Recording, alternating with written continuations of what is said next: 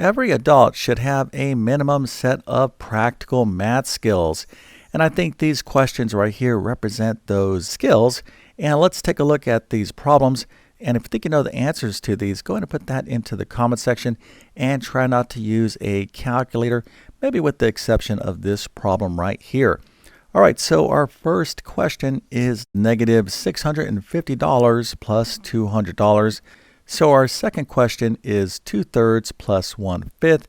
And then over here we have 12% of 30. All right, so this one you can use a calculator on. And then lastly, we have 8 divided by 2 to the 4th power. So again, you don't have to be a math genius as an adult, but in the real world, okay, you definitely need to have a minimum set of practical math skills, right? So if you're using a tape measure and you got to deal with fractions, well, you got to know how to add and subtract fractions. If you're dealing with your personal finances, you need to know what a negative value means and how to add positive and negative numbers.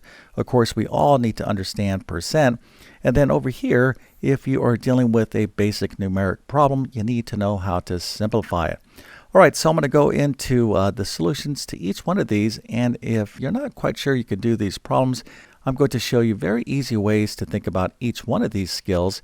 And if you really want to work on your practical math skills, you got to check out my Math Foundations course. It's kind of a little mini boot camp for mathematics. It covers basic math, fractions, decimals, order of operations, positive and negative numbers. So if you've been away from math for a long time and you want to rebuild your math skills, you may want to check out that course, or even maybe my Math Skills Rebuilder course. You can find links to these in the description of this video. All right, so we're going to take these problems one at a time. So let's go ahead and get started with our first problem. Okay, so our first problem is negative $650 plus $200. What is the answer? Well, the correct answer is negative $450. Now, what is the skill here? Well, the skill or math topic is adding and subtracting positive and negative numbers.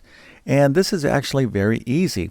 And the basic rule is the following. When you are adding positive and negative numbers, there's two things to keep in mind.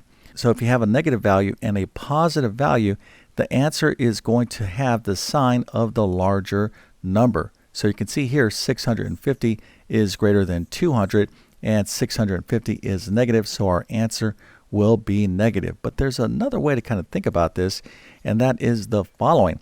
So $650, a negative $650 is what? Well, this is debt, right? So this is what you owe. You don't really have money here. And over here, a positive $200 is what you have. So this is money you actually have. So you can see here we have more debt than actual money, right? So our financial situation is what? Well, if you have $650 in debt and then you get $200, well, your debt has decreased, but you still owe $450. So you're going to end up subtracting these values, and then your answer will have the sign of the larger value. All right.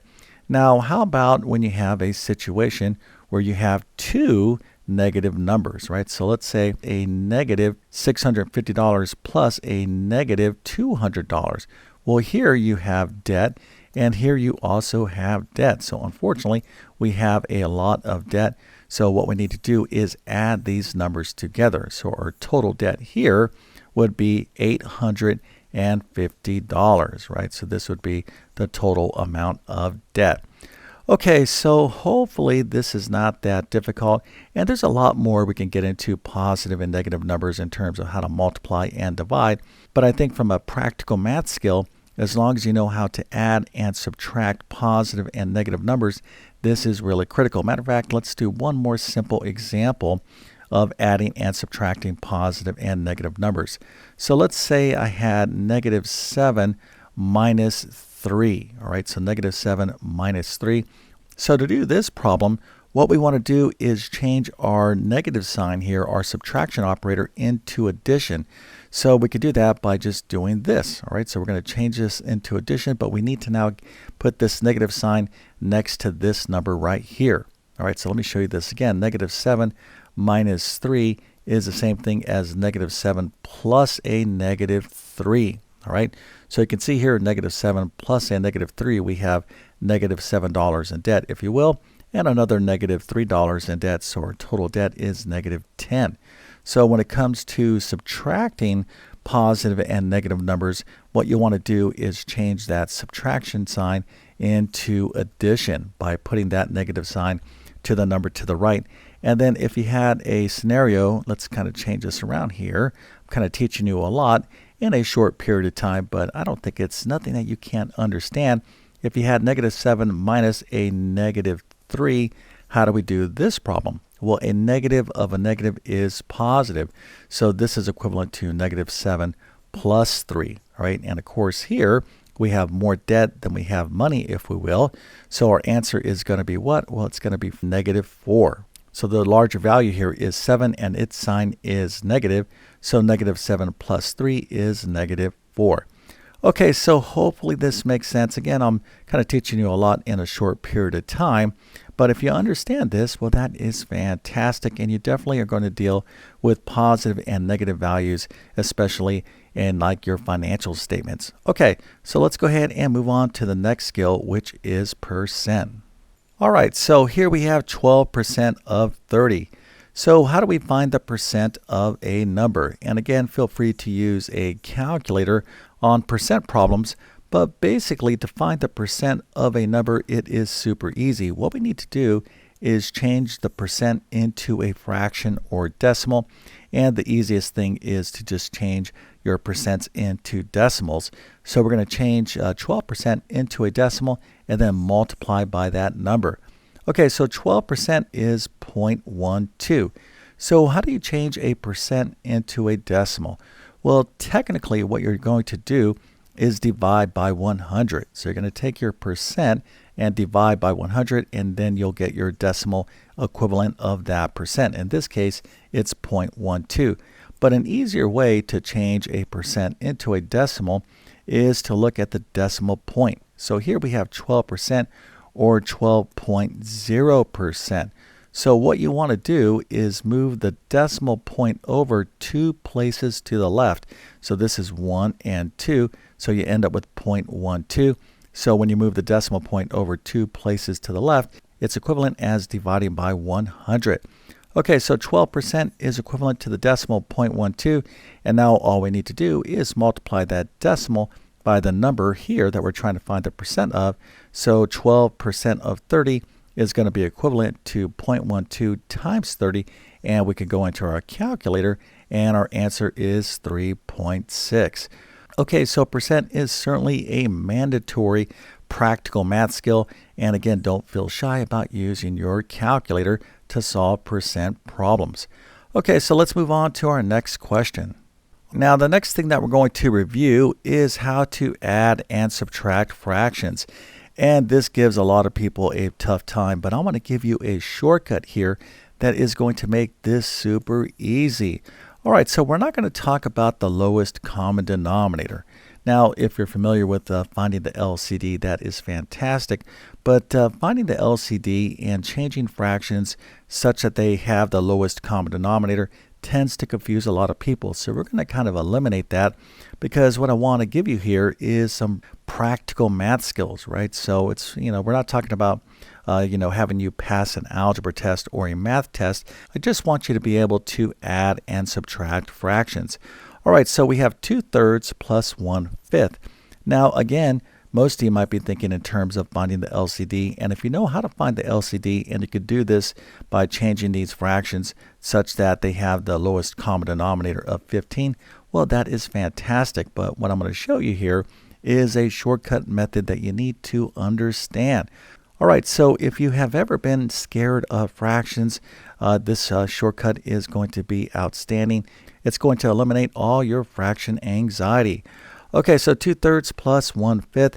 So step 1 is going to be this way. We're going to multiply this way. This will be step 1. You have to do it in this order that I'm showing you. Step 2 is going to be multiplying this way. Okay, so this is step 1. Step 2 is to multiply this way. And then step 3 is to multiply this way. Okay, so what are we going to do? Well, we're going to start with step 1. So that's going to be 5 times 2. So 5 times 2 is what? That is 10. Now these diagonals right here are going to form our numerator. So 5 times 2 is 10. Now we have an addition problem, so we're going to have plus right here. And then we have 3 times 1. This is our second step, which of course is 3. All right, so 5 times 2 is 10 plus 3 times 1 is 3. This is our numerator, so that's going to be 10 plus 3. And to get our denominator, all we have to do is multiply this way, so that'll be 3 times 5, which of course is 15. So our answer here is 13 over 15. All right, so if you follow this pattern, I call this particular pattern the bow tie method, you will get the right answer every single time when you are adding and subtracting fractions. Now, our last topic has to deal with something called the order of operations. And this is a particular area that a lot of people have a tough time with. And I'm going to explain it in such a way that you'll never forget. All right, so let's take a look at our last problem.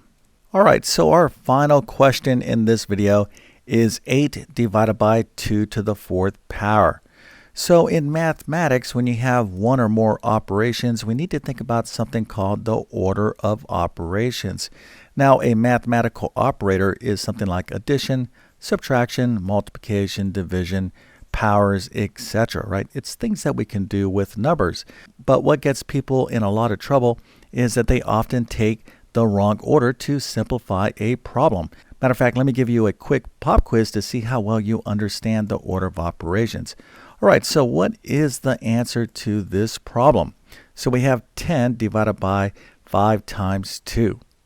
Now, if you said the answer is 1, well, that is fantastic, all right? Because what you did was say, all right, I got 10 divided by 5 times 2, that is 10, and 10 divided by 10 is 1. So great job on finding this video because this is wrong, right? The answer is not 1, but don't be discouraged. I'm going to explain this. Now, what's going on here is the following, all right? You have to do this problem in a particular order. Now, the way I just showed you, we started with multiplication, but that's wrong. What we need to do here is start with division, and I'll explain why here in a second. So really the answer is going to be 10 divided by 5, that is 2, and 2 times 2 is 4. Okay, so that is the correct answer, but why is that the correct answer? Well, we need to understand this right here called PEMDAS, and this is going to tell us how to do a math problem in the correct order of its operations. Okay, so I'm going to give you a phrase, and hopefully you'll never forget this phrase, because if you remember this, you'll never forget the order of operations. So that is, please excuse my dear Aunt Sally.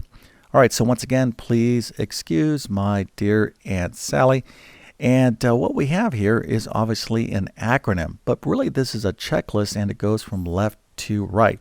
So let me quickly explain this, and then of course we'll solve our problem. So P stands for parentheses.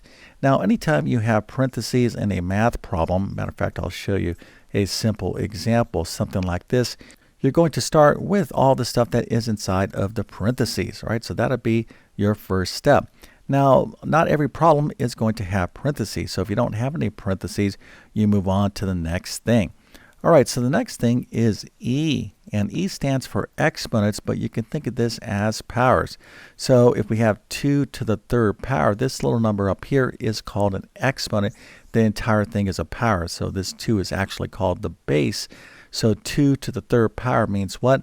It means take this number 2 and multiply it by itself this many times, 3 times. So 2 times 2 times 2, of course, is 3 2s. Right here is what? Well, that is 8. Okay, so again, not every single problem is going to have exponents or powers, but if you do have them, you got to do them right after parentheses. Okay, so let's move on to the next thing. So we have M, D, A, and S. So M stands for multiplication, D stands for division, A stands for addition, and S stands for subtraction. Now, what gets a lot of people in trouble is that they think they have to do multiplication next. And that's not the way this PEMDAS works. So what we're going to do is any multiplication or division, whatever we see first from left to right. So if you have multiplication and division in your problem, you're going to see what do you have first from left to right, and do that. So let's go back to our problem here. We had 10 divided by 5 times 2. So here we have division and multiplication, right? So what do we see first from left to right? We see division. That's what we have to do this first. Okay, so hopefully this makes sense. And then after all multiplication and division, you'll finish up with any addition and subtraction, and you'll do it the same way from left to right. Okay, so now let's go ahead and solve our problem. So do we have any parentheses? No, we don't have any parentheses here, so we just move on to the next thing. Do we have any exponents? Yes, so we need to do this first. All right, so 2 to the 4th power is what? Well, that means take 2 and multiply it by itself 4 times. So 2 times 2 is 4. 2 times 2 is 4 right here. So 4 times 4 is 16. So 2 to the 4th power is 16. Okay, so we're left now with 8 divided by 16. So now, just kind of looking at our PEMDAS checklist, we only have the operation of division. So 8 divided by 16 is what? Well, this is a fraction, all right? So this really means 8 over 16. So anytime you see a fraction bar, that's the same thing as the division operator. So this is really 8 divided by 16.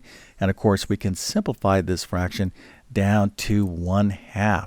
Now, how do we simplify a fraction? All right, so again, I said the answer here is 1/2, but why is it 1/2? Well, here in the numerator, we have 8, or 8 times 1. And in the denominator, we can think of this as 8 times 2.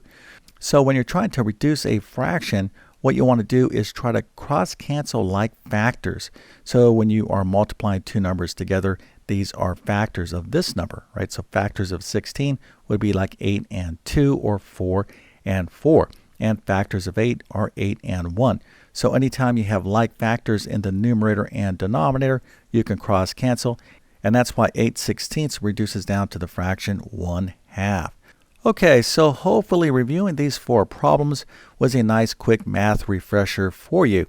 But if you really want to take it, deeper and really kind of review in a more detailed, comprehensive manner, well, then I'm going to go ahead and again suggest my Math Foundations course or my Math Skills Rebuilder course. And the big difference between those courses is that in my Math Skills Rebuilder course, I cover algebra and geometry and some basic probability and statistics.